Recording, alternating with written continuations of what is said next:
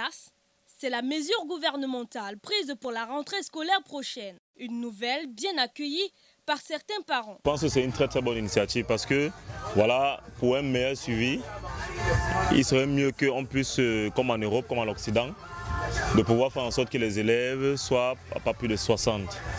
Pour moi, je trouve que c'est un bon chiffre parce que... Suivi parfait des élèves, source d'économie pour les parents qui ne seront plus obligés de payer pour les répétitions des enfants, gain en énergie, mais aussi des salles de classe plus aérées et confortables pour les élèves. Le professeur pourra mieux suivre les étudiants par rapport à l'avant. Par exemple, nous, on a fréquenté, on était des 150 par classe. Il n'y avait pas un meilleur suivi.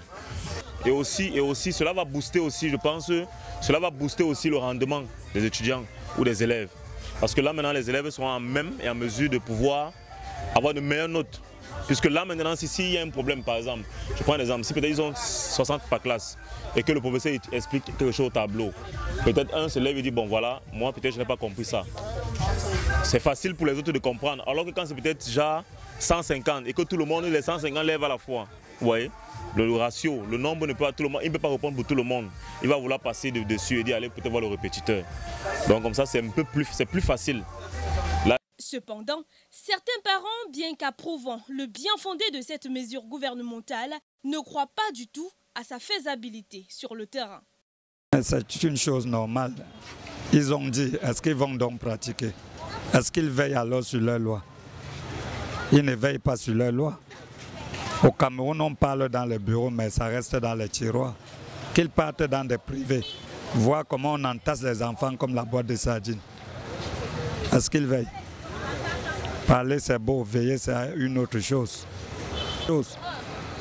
Dans les privés, vous voyez un banc de peut-être 4 petits-enfants, ils sont là 8.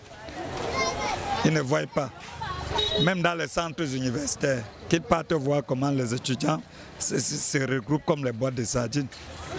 Un scepticisme justifié tant qu'on sait qu'en l'espace de 3 mois de vacances, le nombre de salles de classe n'a pas augmenté dans les établissements où l'on voyait l'année scolaire dernière encore des salles de classe pleines à craquer avec des enseignants manquant d'espace entre les rangées des bancs pour se mouvoir.